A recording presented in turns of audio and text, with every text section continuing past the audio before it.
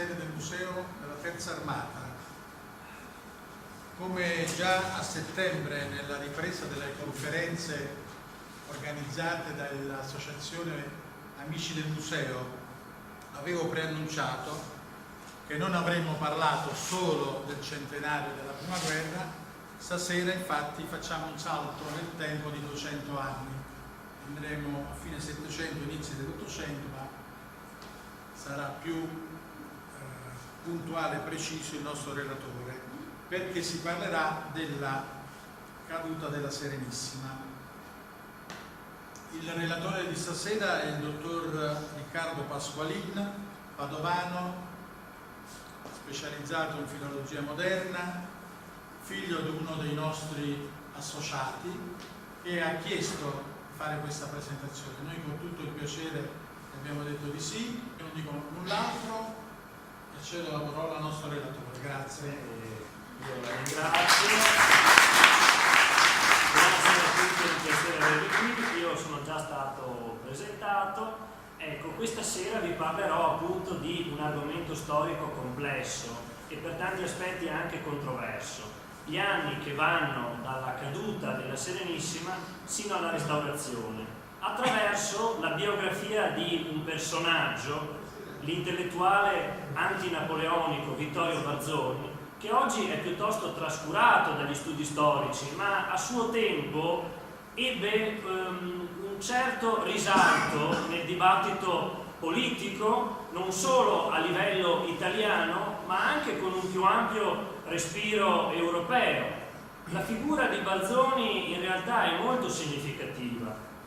Nel suo profilo ideologico risalta l'amore e la fedeltà per il governo veneziano, l'odio per la tirannide napoleonica e dall'altro una serie di ideali che vanno già a prefigurare il desiderio di un'unificazione nazionale, cioè l'unità dei popoli d'Italia sotto un unico governo.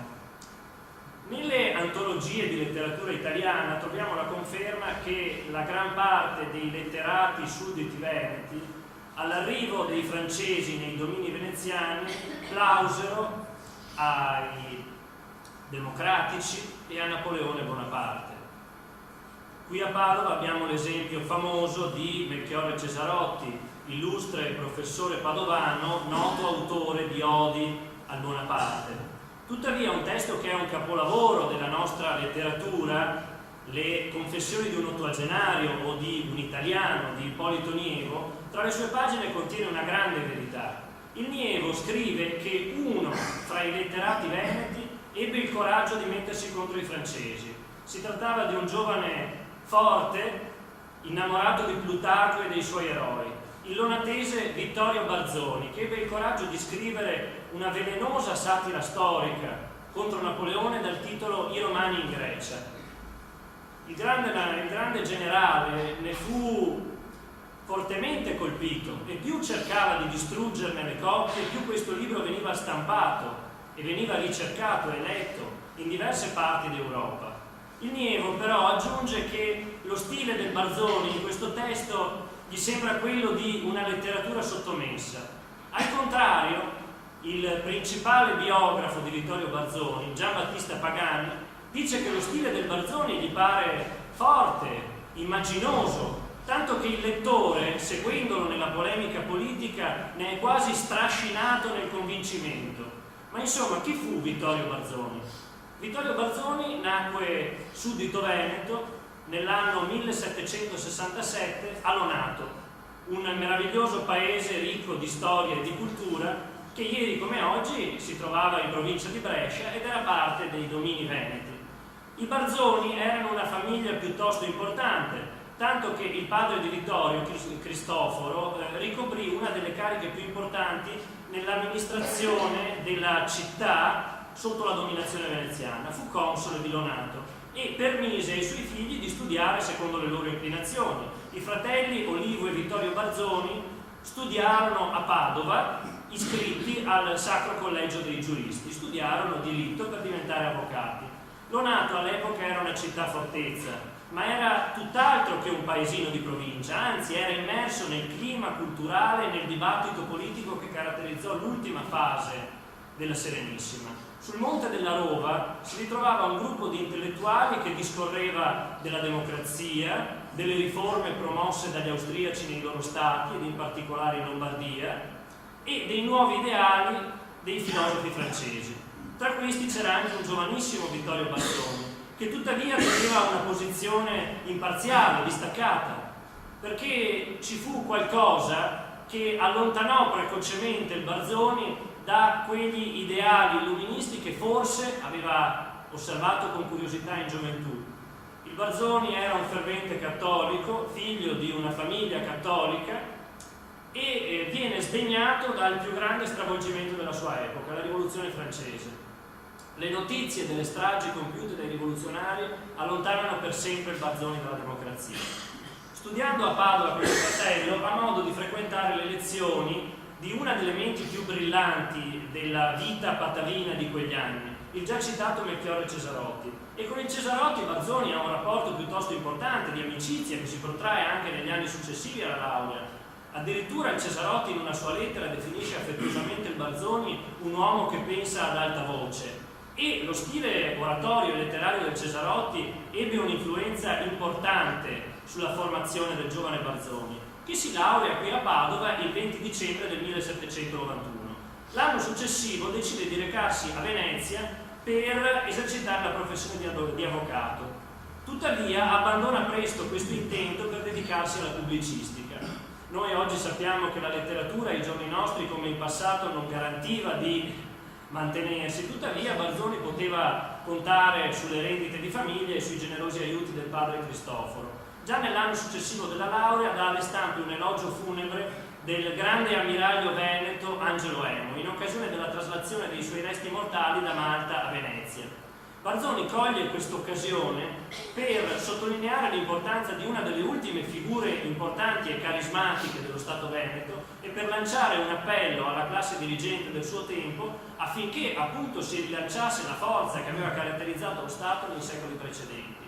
Barzoni in città è piuttosto conosciuto, è noto come un uomo di cultura vastissima, è già amico di Cesarotti e viene introdotto facilmente nel più famoso salotto veneziano del suo tempo, quello di Isabella Teotochi. Qui conosce i Monti, i Pindemonti, forse anche l'Alfieri, che è una figura che effettivamente ha qualcosa in comune con il Barzoni, ma sicuramente conosce anche un giovane che è ancora un ragazzino ma scrive come nessun altro è in grado di fare, Ugo Foscolo, che con il Barzoni ha un rapporto piuttosto contrastato. Probabilmente il Foscolo è precocemente invidioso dell'amicizia che il Barzoni nutre per Isabella Teotochi, di cui poi il Foscolo diventerà amante. Comunque la situazione francese continua a precipitare e al Barzoni giunge notizia che il legittimo sovrano è stato barbaramente ammazzato su una pubblica piazza e si è proclamata la Repubblica. Ecco quindi che il Barzoni decide di dare alle stampe il suo primo testo di carattere apertamente politico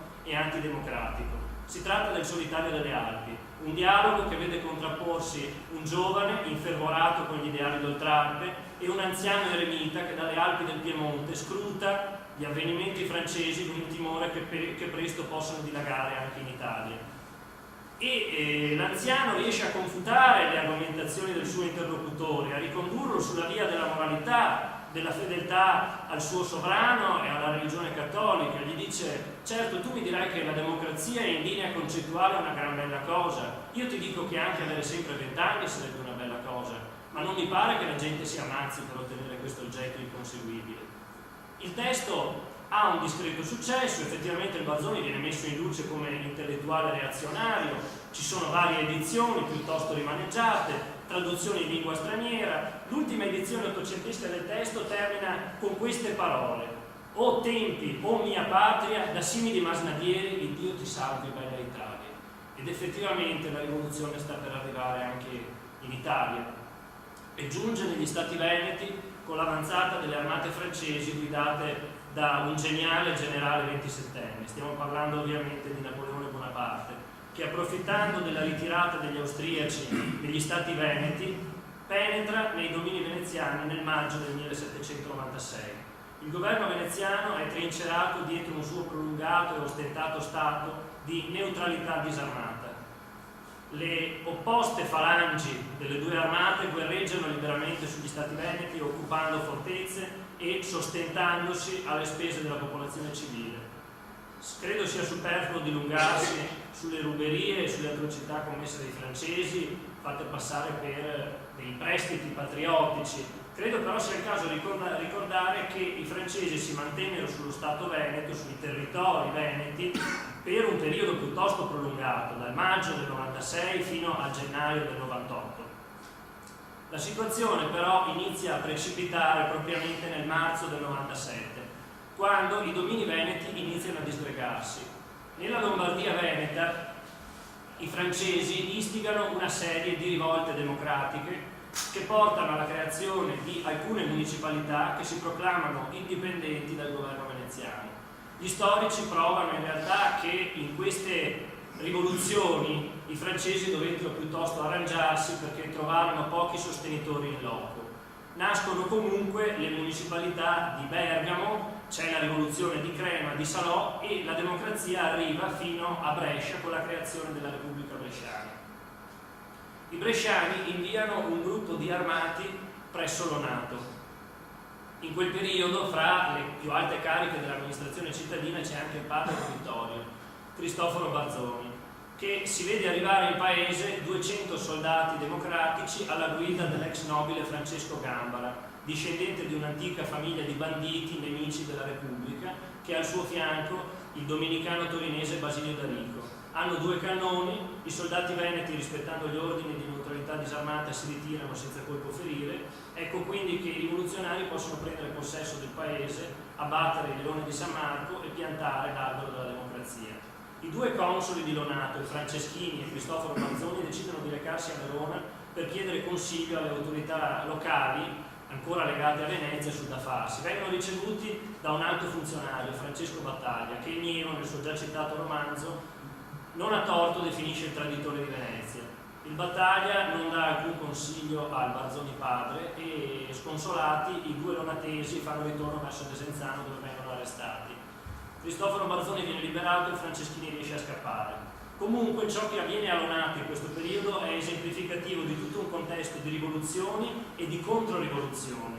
La distruzione dei leoni di San Marco per il Bonaparte non rappresentava, come ha voluto sottolineare una certa storiografia, la distruzione di simbolo di un'identità etnica. Per il Bonaparte distruggere il leone di San Marco significava eliminare il simbolo di un governo aristocratico a lui inviso e il simbolo di una sudditanza. Ma di fatto, in difesa di quella antica sudditanza, proprio a Lonato si ebbe un importante episodio di resistenza. La fazione dei filoveneziani, i cosiddetti Goghi, dal bresciano Gogo Bagog significa propriamente reazionario, persona troppo legata alle cose antiche, un termine dispregiativo con cui venivano chiamati i sostenitori di Venezia. I Goghi si armano e, portando sulle spalle un leone di ferro, entrano a Lonato scacciando gli armati del Gambara. Vanno da Cristoforo Barzoni e gli impongono di riprendere il suo posto di potere. Il Barzoni padre cerca di tenere una posizione di mediatore perché sa che i francesi stanno per tornare. In realtà viene minacciato e derubato di un'ingente somma di denaro nonostante rappresenti il governo legittimo. Prova ad intervenire allora uno dei municipalisti di Lonato, proprio uno di quegli amici del Barzoni che in gioventù parlava con lui della democrazia e degli ideali illuministi. Si tratta di Giambattista Gerardi. Prova a fare da mediatore con i Goghi perché in paese è arrivata una notifica da parte dei francesi che sono pronti a riprendere il paese minacciando una strage se i Goghi non si arrendono. Alcuni capi dei Goghi però verso il Gerardi hanno dei rancori personali e lo ammazzano facendo passare questo omicidio per un omicidio politico. Proprio l'amico Vittorio Barzoni, che in quel momento si trova a Venezia, decide di scrivere un'orazione funebre, il suo primo testo antinapoleonico, per ricordare Giambattista Gerardi. E questo testo ha già in noce il concetto che il Barzoni svilupperà in tutti i suoi testi antifrancesi successivi. Barzoni dice che Brescia, sotto l'ala paterna del Veneto Leone, era tranquilla, era felice, ma Bonaparte, con il suo malvagio genio bellico, divise la popolazione nelle opposte ed esaltate fazioni dei democratici e degli aristocratici, conducendo il popolo ad una terribile guerra civile. Gerardi, il suo amico, fu scambiato per un giacobino e come tale trucidato. E Barzoni dice: se la storia sdegnosa si dimentica degli annali del Gerardi, io ne terrò conto perché so che i suoi annali sono immacolati. Sta di fatto che i francesi ben presto riescono a recuperare l'Onato con una strage in una battaglia in cui si vedono contrapposti ai Goghi, in cui periscono circa 300 ribelli lonatesi. La rivoluzione quindi avanza verso Verona, dove i francesi sono già accampati da diversi mesi e hanno ormai esasperato la popolazione. In questo periodo però, il 17 aprile del 97, Bonaparte, che ha già mandato diverse richieste di alleanza al governo veneziano che non ne vuole sapere, prende contatti con gli austriaci a Leoben. Ci sono i famosi preliminari accordi in cui si decide già la spartizione degli stati veneti. Bonaparte terrà per la Francia la Lombardia, le restanti province, quindi anche l'Istria e la Dalmazia, saranno prese dagli austriaci. Le isole Ionie e le piazzaforti veneziane sulla costa greca, quindi essenzialmente Parma e la sua regione invece, andranno ai francesi perché per loro rappresentano un importante snodo sul Mediterraneo.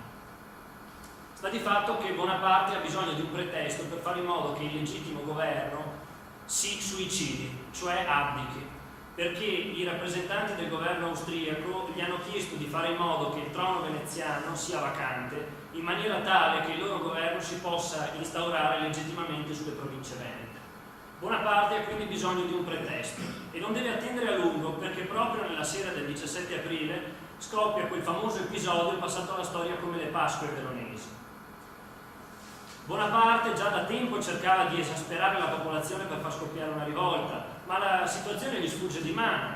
I veronesi, facendosi aiutare anche dalla guarnigione veneta che difende la città, riescono a scacciare i francesi per diversi giorni. La città riesce a resistere fino a un primo accordo del 23 aprile, la definitiva resa del 25 aprile 1797 in occasione della festa di San Marco, e i francesi riescono a rientrare in città il 27 aprile.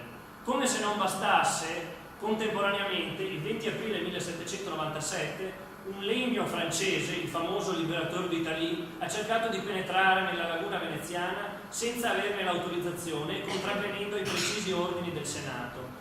Segue la famosa ed eroica resistenza del forte di Sant'Andrea, guidata da Domenico Pizzamano.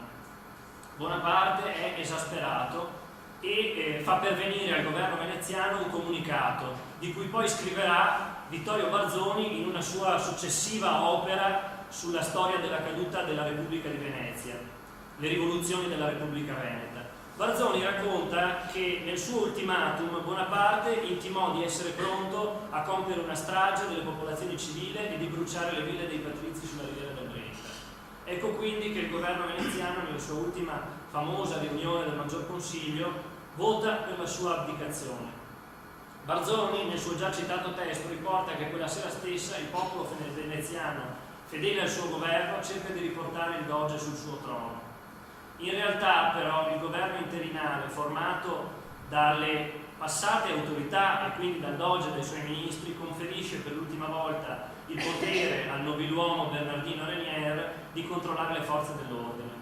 A Venezia è scoppiata una rivolta e Renier fa piazzare dei pezzi d'artiglieria sulla sommità del ponte di Rialto e apre il fuoco sulla folla che poco dopo la mezzanotte cerca di scalare il ponte. Ecco quindi che si pone fine nel sangue a questa rivolta legittimista veneziana e il 16 maggio del 1797 i francesi possono penetrare a Venezia ormai pacificata. In città però si trova anche Vittorio Barzoni, sdegnoso di questo nuovo governo democratico instauratosi in città, decide di dare alle stampe un suo nuovo giornale. Si tratta dei colloqui civici o l'Equatore. Una serie di testi occupano questi fogli per la maggior parte. Si tratta di dialoghi che vedono contrapporsi i personaggi dagli ideali opposti. Probabilmente sono un ricordo di quei dialoghi che aveva avuto con gli amici lonatesi in gioventù. Ci sono alcuni personaggi che sdegnano l'aristocrazia, altri che criticano apertamente la democrazia. La municipalità veneziana aveva promulgato un'ordinanza per la libertà di stampa, nonostante ciò il giornale del Barzoni viene chiuso 2 volte.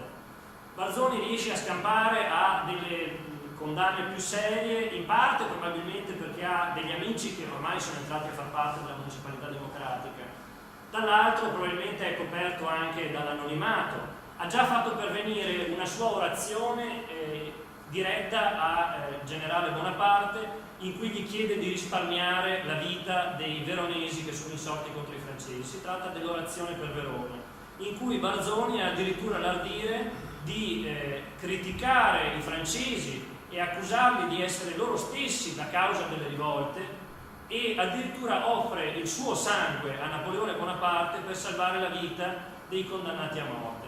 Chiaramente questo appello non viene ascoltato. Il Barzoni ormai è visto come un reazionario in città, nonostante ciò gli vengono offerte diverse cariche nella municipalità veneziana. Lui le rifiuta tutte, infine ne accetta soltanto una. Accetta di fare il segretario personale di Vincenzo Dandolo, una delle figure più eminenti della municipalità veneziana, e questo gli dà la possibilità di avere in mano le carte in prima persona e di partecipare come osservatore agli accordi tra la municipalità veneziana e quelle di terraferma, che della ex dominante non ne vogliono più sapere nulla, e tra i democratici di Venezia e della terraferma, i francesi e gli austriaci. Proprio di ritorno da una missione diplomatica nel settembre del 1797, il Barzoni si è ormai reso conto che la frode commessa da Bonaparte ai danni delle venete province è ormai evidente. Tutti questi territori stanno per passare all'Austria, e il 27 settembre Barzoni decide di dare alle stampe un suo comunicato diretto a Napoleone Bonaparte. Si tratta del rapporto sullo stato attuale dei paesi liberi d'Italia e sulla necessità che essi siano uniti in un'unica repubblica, in cui scrive a Bonaparte una domanda provocatoria: generale, se volevate renderci liberi ed unirci in un'unica repubblica, perché questo non è ancora avvenuto? I vostri soldati rubano, le amministrazioni municipali non sono da meno, la religione dei nostri padri ogni giorno viene calpestata, l'ateo si è fatto prete e il prete si è fatto ateo. Rimediate ai vostri mali, uniteci in un'unica repubblica, presto molte province mancheranno di pane. Unite l'Italia in un'unica repubblica e poi esiliatevi come Licurgo. E firmò questo comunicato con il suo nome in maniera tale che nessun innocente venisse coinvolto in questa faccenda. Quella sera stessa il Barzoni si reca al Caffè delle Rive come se niente fosse. Viene avvicinato dal segretario dell'ambasciata francese, il Villetard. Barzoni lo saluta, perché il saluto non si nega a nessuno, e il Villetard per tutta risposta lo accusa di essere un infame, un nemico dei francesi. Barzoni già da tempo temeva degli attentati, estrae una pistola e gliela punta al petto e lo invita a ripetere quello che ha appena detto. I due vengono separati a forza. Il Barzoni si salva perché due suoi amici, membri della Guardia Civica, fingono di arrestarlo, i fratelli Galino. In realtà lo fanno scappare dalla porta sul retro e Barzoni trova ospitalità nelle case di due importanti municipalisti, probabilmente di due suoi amici. Il Villetard inizialmente vuole perdonare Barzoni perché c'è il rischio che Venezia venga messa in stato d'assedio. Interviene personalmente Bonaparte sul giornale dei cosiddetti giacobini veneziani, si tratta del Libero Veneto, e chiede la massima severità per Barzoni. Si sta ormai procedendo per una condanna a morte e il più infuriato fra i municipalisti veneziani è una vecchia conoscenza del Barzoni. Si tratta di Ugo Foscolo che, parlando davanti alla platea dei municipalisti veneziani, chiede la morte del Barzoni e incita alla violenza il popolo dicendo che qualsiasi onesto cittadino lo incontrasse per la strada è tenuto ad accoltellare questo ribelle, e così dicendo pianta un pugnale sulla platea dei democratici.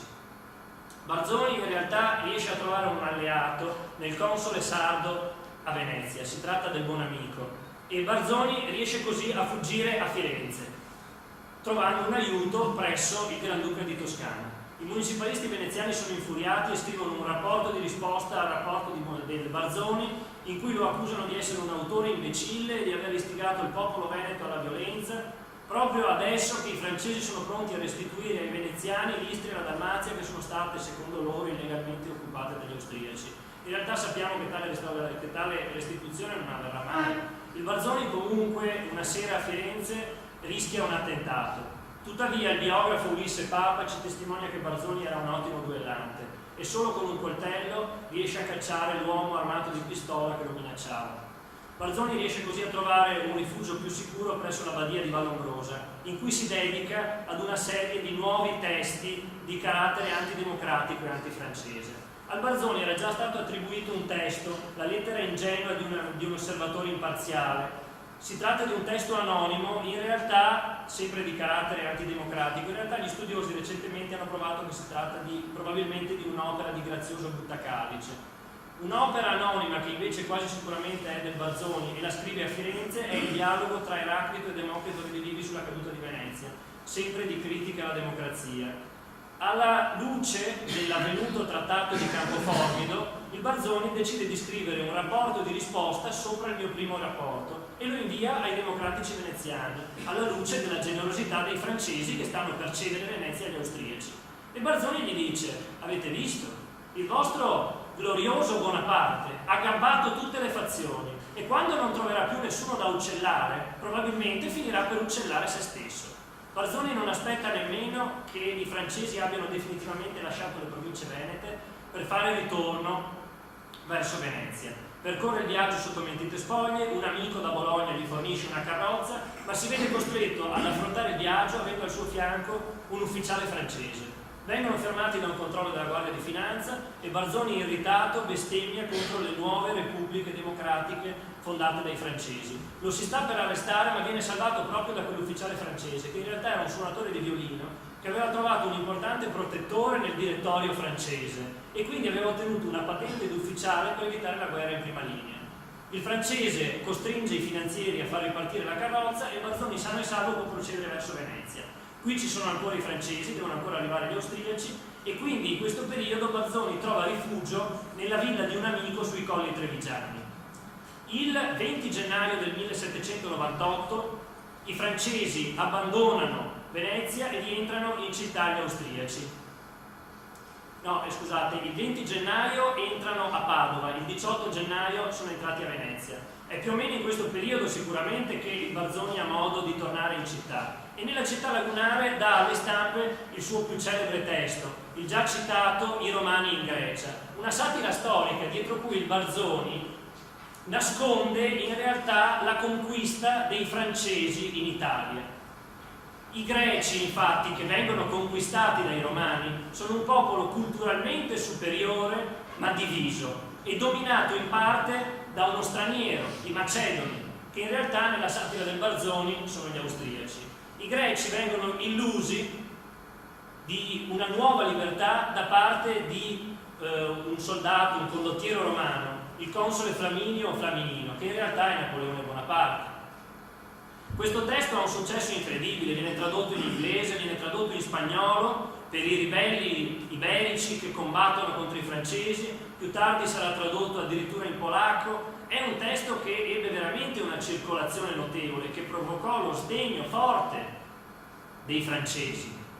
Barzoni in questo periodo a Venezia è abbastanza sicuro, vi rimane per alcuni anni, riprende gli argomenti del Solitario delle Alpi e dà alle stampe una storia abbastanza di parte chiaramente della rivoluzione francese. Si tratta dei memorabili avvenimenti successi sotto i tristi auspici della Repubblica francese, ristampato poi più tardi come rivoluzione della Repubblica francese, in cui Barzoni tende ovviamente a istigare l'odio contro la democrazia. L'anno successivo, o forse l'anno stesso, dà alle stampe un testo sulla caduta della Repubblica di Venezia. Si tratta delle rivoluzioni della Repubblica Veneta. Immagino che il capitolo che possa interessare di più al pubblico presente in sala sia quello sulla rivoluzione di Padova. Barzoni racconta che nell'aprile del 1797 la dominante aveva ritirato le sue truppe dalla città. Ecco quindi che il Veneto Podestà di Padova si trovava ormai sguarnito di truppe, di armamenti e di guardie. Chiede consiglio al capitano sul da farsi, viene rassicurato, gli si dice che non è il caso di prendere provvedimenti urgenti. Eppure pochi giorni dopo penetra in città un gruppo di 50 dragoni francesi che arresta il podestà e permette l'instaurazione di una municipalità democratica, quella che accolse il Bonaparte il 2 maggio del 1797.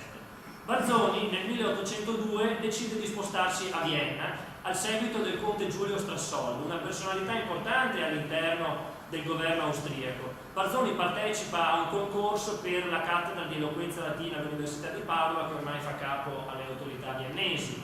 Comunque si trattiene in città, qui entra in buoni rapporti con il principe e la sua famiglia, probabilmente in questo periodo spera fortemente negli austriaci per le sorti d'Italia e ha modo anche di conoscere l'ambiente intellettuale della capitale, frequenta importanti personaggi da un lato del pensiero liberale e dall'altro del pensiero reazionario europeo. Comunque Barzoni ha un'ulteriore lite in un caffè viennese con alcuni francesi presenti in città e presto Bonaparte chiede ai viennesi e agli austriaci di consegnarglielo. Infine gli austriaci sono costretti a chinare il capo, ma Barzoni ha già trovato un altro importante amico, il console Stanley a Trieste, console inglese, che gli permette di riparare a Malta, dove si mette al servizio della corona britannica. Un passaggio molto noto dell'Ortis, del Foscolo, recita: avrai tu il coraggio di Annibale, che esule andò cercando un nemico al popolo romano?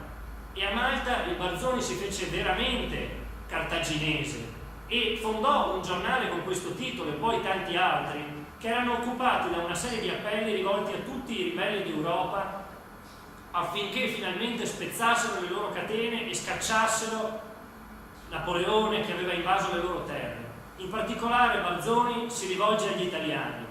Già in un'edizione dei Romani in Grecia aveva aggiunto una nota in cui aveva precisato che questo testo era dedicato a tutti i veri italiani. E Barzoni da Malta inizia a scrivere una serie di comunicati agli italiani in cui li sprona verso una rivolta armata e per unirsi finalmente in un unico governo, liberandosi da tutti gli stranieri, i francesi che hanno creato un fasullo regno d'Italia e gli austriaci che non hanno fatto niente per cambiare le sorti degli italiani secondo il Barzoni, ma anzi hanno imposto la censura e un governo poliziesco. Nel Solitario delle Alpi in realtà il Barzoni aveva istigato questo giovane rivoluzionario a bruciare i libri dei francesi. Tuttavia si trattava di una pura provocazione, perché il Barzoni fu sempre a favore delle riforme moderate e della libertà di stampa. Barzoni continua a combattere la sua guerra non solo con la carta, ma anche col denaro e con le armi che invia ai ribelli spagnoli. Istiga i popoli d'Europa alla rivolta contro i francesi e alla fine Barzoni la vince la sua guerra e con la restaurazione ha la possibilità di tornare finalmente in patria con una generosa pensione britannica.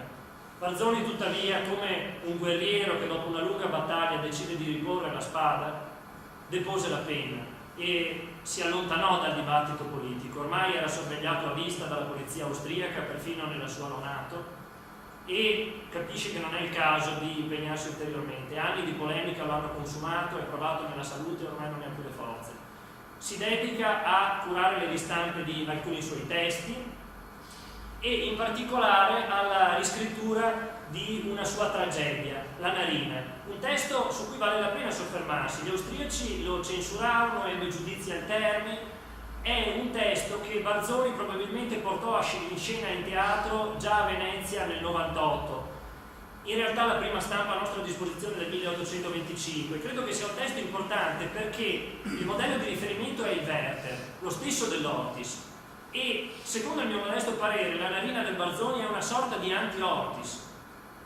Il Barzoni nei suoi ultimi anni, come riporta il biografo Lorenzo Ercoliani, non si dedicò a ulteriori insulti e invettive contro i francesi e i suoi ex nemici, anzi parlò sempre di Bonaparte con tono imparziale, con tono di storico imparziale, riconoscendo anzi il genio di quel grande generale e riconoscendo che un uomo dall'ingegno incredibile come quel Corso, se fosse stato onesto in tempi e in circostanze diverse, forse avrebbe potuto fare anche del bene alla penisola. E nelle sue ultime volontà il Barzoni si ricorda anche di Napoleone e dice che in un suo giornale maltese gli aveva attribuito un macello avvenuto in un'importante moschea egiziana. Barzoni chiede che questo suo argomento sia ritrattato perché ammette di aver ricevuto delle informazioni che si rivelarono poi errate.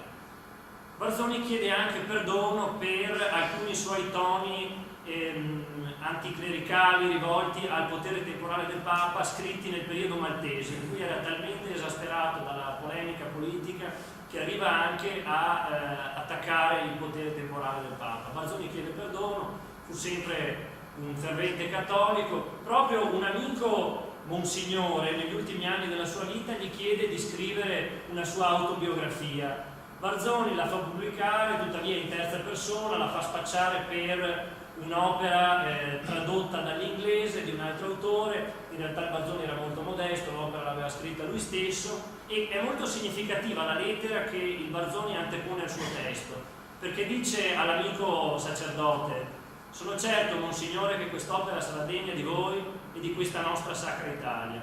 Ecco quindi che Barzoni muore nel 1843, quando ormai il suo paese in cui era nato e vissuto ha ormai cambiato completamente volto. Venezia è ormai subordinata a Milano nel Lombardo-Veneto, l'Istria e la Dalmazia sono parte integrante dei domini austriaci, l'Italia ovviamente è ancora divisa, le isole Ionie sono sotto un protettorato britannico, i famosi Stati Uniti delle isole Ionie. Molto triste è la sorte di Parga e delle altre piazzaforti veneziane sulla costa greca. Gli inglesi, con un calcolo politico, rinunciano al protettorato su Parga e la cedono ad Ali, Pascià di Giannina, che costringe la popolazione locale alla fuga. Proprio di questo argomento parlerà con toni molto accesi Ugo Foscolo, che si trova in Inghilterra. In effetti, mentre Barzoni tornava in Italia, Napoleone, come tutti sappiamo, veniva esiliato a Sant'Elena e Foscolo moriva in Inghilterra in povertà.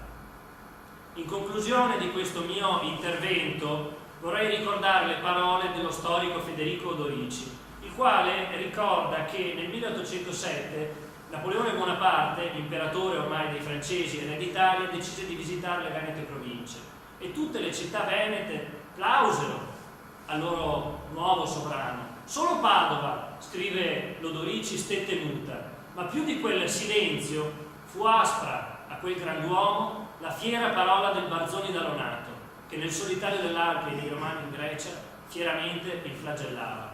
Oggi, nella città di Padova, abbiamo targhe, scritte, vie, monumenti che ricordano il maestro del Barzoni, il grande Cesarotti. Ma io credo che l'Università di Padova e il nostro comune farebbero un gesto nobilissimo se decidessero di porre una targa in memoria di questo eroico intellettuale antinapoleonico, per farli avvicinare non soltanto Lonato, che gli ha dato i natali, Padova, in cui ha studiato, Venezia, in cui ha vissuto per tanti anni, ma l'intero popolo italiano ad una parte poco nota della sua storia. Io vi ringrazio per la pazienza che avete dimostrato e aspetto le vostre domande, e è stato un piacere per me parlare in un posto così significativo per la storia